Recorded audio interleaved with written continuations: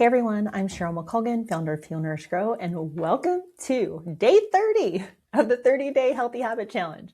You made it to the end, and I'm so excited to be here with you for this last day and to hopefully hear all about some of your challenges, some of your wins. I would love it if you would respond to the email after the challenge is finished and just let me know how it went for you. I am always rooting for you. But anyway, for the final day, it's another kind of reflection thing, but it's more future focused. I want you to choose 3 habits to continue for the next 90 days. So if you discovered there was a particular habit during this challenge, you did a lot of the reflection and reset throughout the challenge, and there were probably ones that you noticed that worked really well for you, or that you thought, okay, this is a good habit. I can see this really helping me in my everyday life. Go back to those and commit to doing it every day for the next 90 days. So ideally, I'd love for you to keep moving for 10 minutes every single day. Maybe it turns into 15, maybe it turns into 20, maybe it turns into going to the gym. These are the way that habits build. We keep doing these small little wins over time, and that's how you create really big change. So choose those 3 habits for the next 90 days and set tiny minimums for each one. So you want it to be really specific with yourself, what it is that you're intending to do for those 3 habits. So again, if I mentioned movement is the one that you want to continue, you could keep it at 10 minutes, or you could say for the next 90 days, I'm going to do, for the first 30 days, I'm going to do 10 minutes a day. For the second 30 days, I'm going to do 15 minutes a day. And for the third 30 days, I'm going to do 20 minutes a day, whatever it is for you, but making it specific, making it something that you commit to, and making it something that's still relatively small so that you're going to maintain it. Because at the end of this next 90 days, we want you to set you up for another really big win where you prove to yourself that you can trust yourself and that you can make changes and you can create new habits that actually stick. So again, create the minimum, but let's do 3. Over the next 30 days, hopefully some of these habits have turned into a lifestyle. The focus involved with doing little challenges like this just builds like confidence in yourself, and it beats perfection. We can't all be perfect all the time. We've got to just go for sustainability. And that is really how I've been able to create these habits for myself that people always talk about, me being so disciplined, that kind of thing. It really all started like this, just small little things. Whenever I get onto a new thing that I want to try, I've taught myself that if I go big at the beginning, I might be able to stick with it for a little while, but quite often I crash and burn, or I just get burned out on whatever it is. But if I start adding it in a little bit of a time, that really creates more of a habit. A great example of this for me, I've had many of exercise things over the years. I think I mentioned previously in this challenge, I was a runner for 17 years.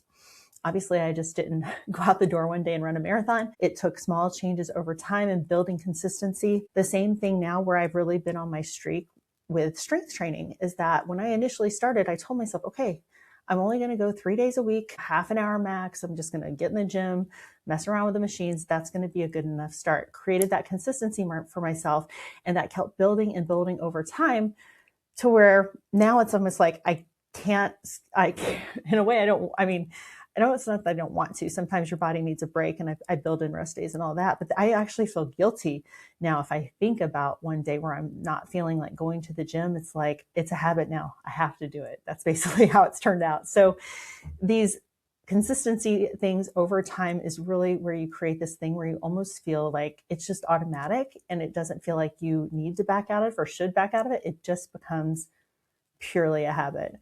So that's just one example, but it could also be food or sleep. The same thing when I started keto. I didn't just one day decide to start eating no carbs. I cut it back over time. I didn't necessarily go cold turkey.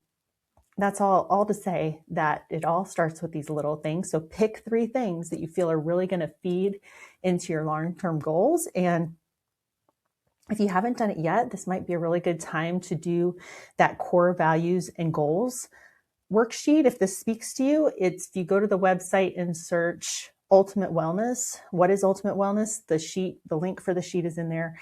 And I'll just walk you through some cues and some questions to learn more about what is it that you're all about? What are your core values? And that's how you create these longer term goals. And then you set these little habits in line to eventually reach those. So if you're going to do something anyway for the next 90 days, that's also a great time to do that exercise so that you can start to create these habits that are going to get you to your 5-year goal, your 10-year goal, stuff like that.